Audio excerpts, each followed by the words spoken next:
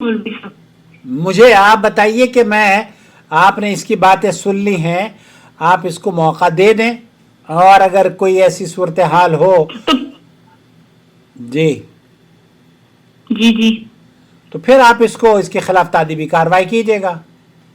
फिर अगर ये मारे तो इसको पुलिस में रिपोर्ट कर दीजिएगा। और यही होगा, और क्या होगा।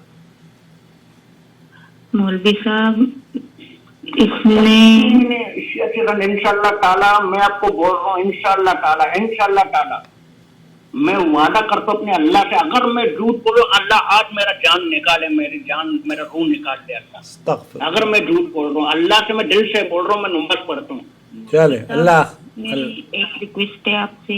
जी बोलिए। हो सकता है शायद ये आपका बात सुने, ये घर में किसी का बात भी नहीं सुनता है।